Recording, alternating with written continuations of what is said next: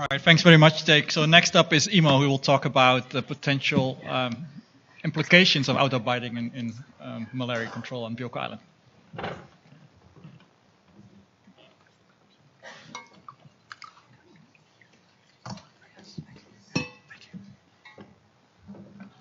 The green button for what? The green button for going forward, and the point. Is it the pointer? No, the pointer is over there. The pointer's over. Oh. Okay.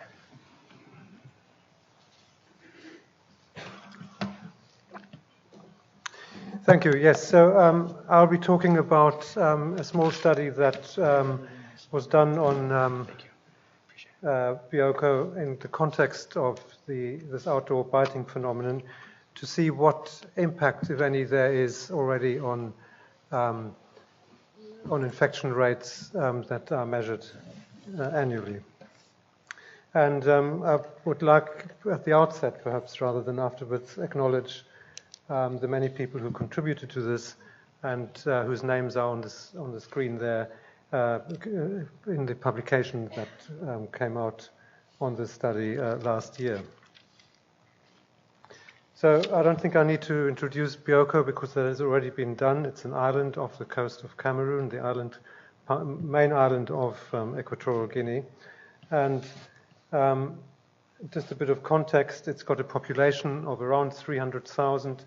It was highly underdeveloped by a measure that was taken in 2005, but there's been rapid economic growth and infrastructure development since the discovery of offshore oil in the 1990s.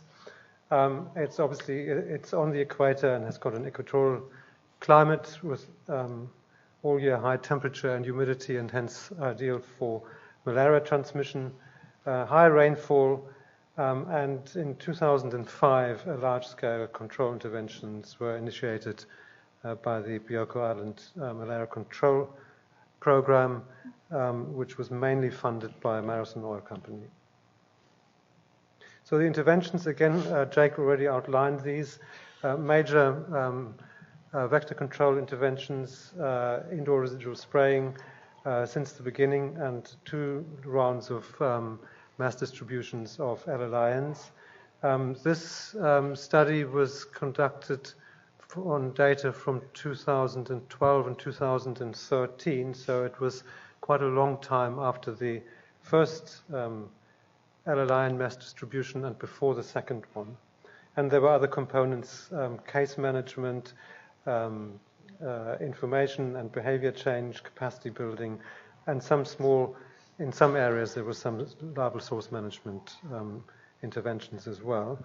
The monitoring of all components was done through a number of measures, and the main one for epidemiological outcomes is an annual malaria indicator survey going back to 2004, just before the intervention started, with the latest one conducted in 2016. And these surveys are fairly similar from year to year, but they often have an additional component added on for specific purposes like under 5 mortality assessment or seroprevalence, or as in 2013, where we added additional questions on outdoor behavior at night by hour of each respondent.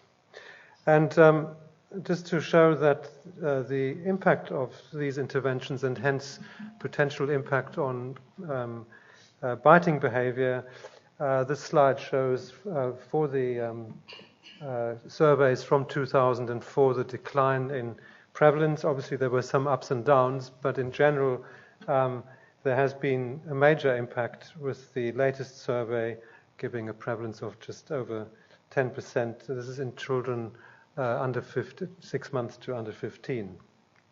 So one might expect, therefore, because the vector control interventions, as was said, are indoor interventions, what impact this would have on outdoor biting, and hence on perhaps the effectiveness or loss of effectiveness of the interventions. So the entomological monitoring was already mentioned.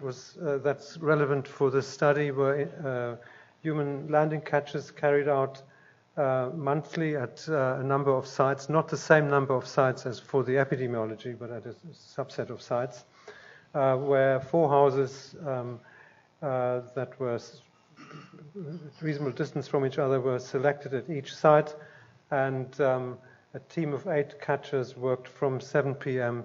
to 6 a.m., one pair per house who swapped positions at midnight, and the mosquitoes were then collected and stored and marked for the hour at which they were collected. And the data on human behavior came from the 2013 malaria indicator survey, where there were questions about, for each respondent was asked about time spent outdoors at night, the night before the survey, by hour. And of course, the infection status of that individual was also known taken through a rapid diagnostic test. So by combining the outdoor behavior at night and hourly biting rates indoors and outdoors, we could calculate the proportion of all bites occurring outdoors, and then look for an association between infection and outdoor and exposure to outdoor biting. We didn't know the spatial resolution of the human landing catch data wasn't sufficient to differentiate that by the location at which individuals respondents lived. So we had one measure of the outdoor and indoor biting rates for the whole island by hour, and I'll show you those in a moment.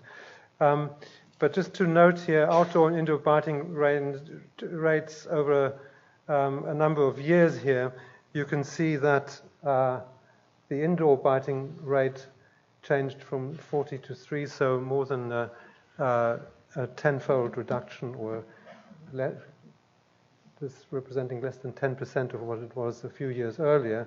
The outdoor rate also declined, but at a much slower rate. So, and that of course means that the ratio of outdoor to indoor biting increased almost threefold. So I think it's important to note when we say there's an increase in outdoor biting, it's the proportion of outdoor biting, but actually both biting rates declined, presumably in response to the intensity of interventions. But certainly the proportion getting ever larger of the outdoor biters. This was for all sites combined, the hourly biting rates indoors and outdoors, the blue curve down here, the indoor rate, and the red curve, the outdoor rate, showing that the very much larger amount of biting for the outdoor catcher, but most of it certainly still peaked at late at night and the early hours of the morning, and therefore the exposure to outdoor biting is very much determined by human behavior as to whether people are actually indoors or outdoors at that time. And if we look at those data on human behavior, asking respondents about where they were each hour of the night in the survey, or the night before the survey, we can see here for children, starting off from 7 to 8 p.m., 74% of them were indoors, and by later in the evening, 100% were indoors and therefore not exposed to outdoor biting. And this is for adults or children over 15 and adults. There was obviously the behavior was slightly different in that a smaller proportion was indoors at late hours, but again, by late at night, almost everybody was indoors, and certainly at the time of peak biting rates. And here's the distinction between urban and rural, which shows not much difference, but perhaps, well, in fact, very little difference. Slightly smaller proportions indoors early in the evening in the urban population. So if we combine these data with the biting rate data, then we can calculate for each hour the proportion of exposure to indoor biting, which is the red curve, the proportion to outdoor biting, which is the blue curve. And this is now smaller than the red curve because more people are indoors than outdoors, except for the very early hours of the evening.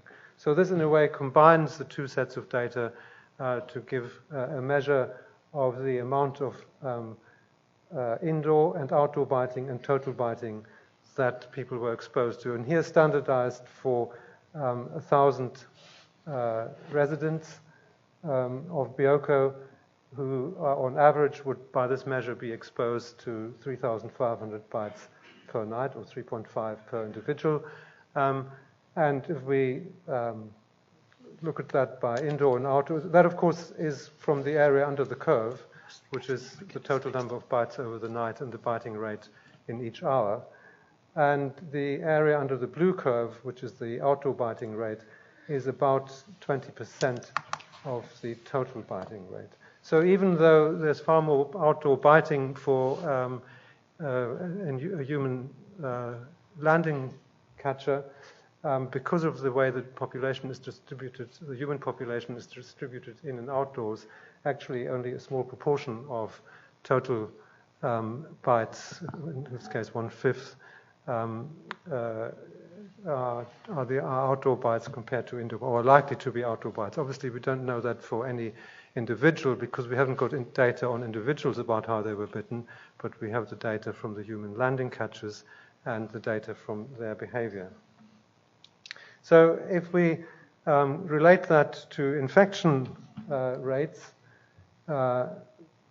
because we had an RDT test done on each of those respondents, and this is first of all for children under 15, we see first of all that those who spent any time indoors outside between the hours of 7 p.m. and 6 a.m., there was very little difference in, but it's a small difference, but certainly after adjusting, no significant difference in terms of infection levels.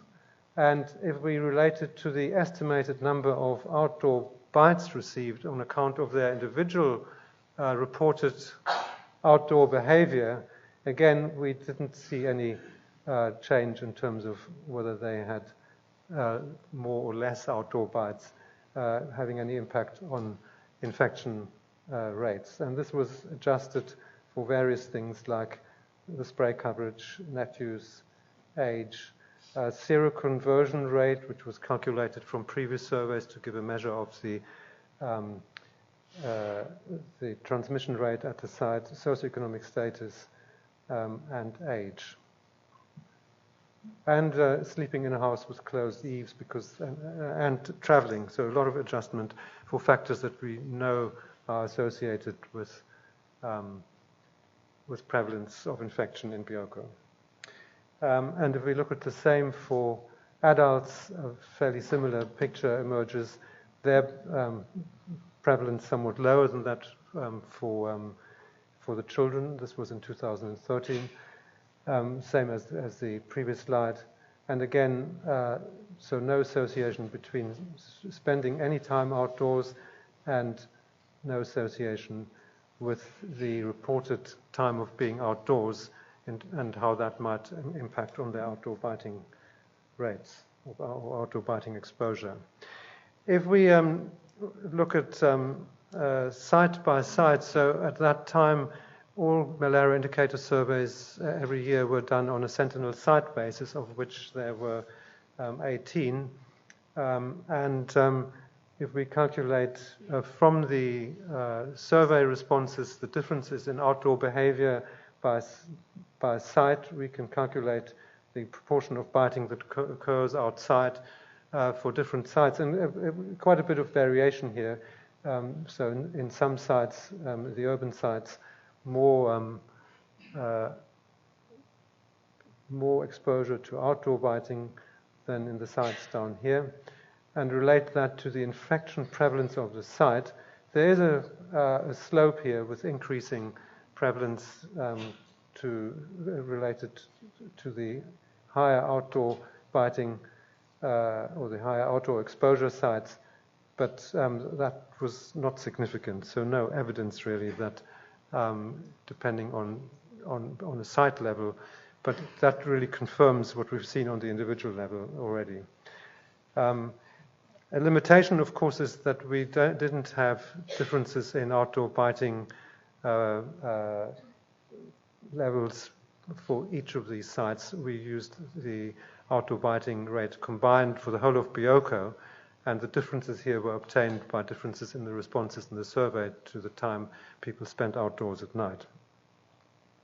So the conclusions from then are that the outdoor biting rate in Bioko has certainly increased over time relative to the indoor biting rate from 1.35 times to over 3 times the indoor rate as measured by human landing catches. The absolute outdoor biting rate has decreased over time, but more modestly than the indoor rate.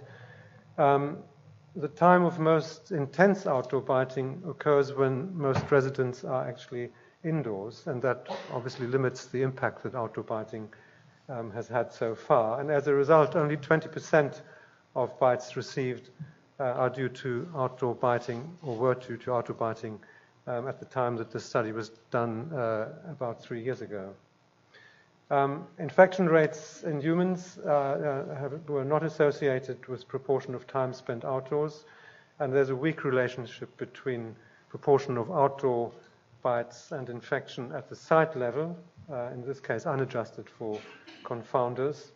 So it's not clear from these data whether mosquito, but that's obviously what the other talks address more closely, whether the mosquitoes that bite outdoors do so sometimes or mostly, and are therefore not controlled by IRS and LLINs, or whether they just opportunistically sometimes bite outdoors and at other times would still be affected by the indoor vector control.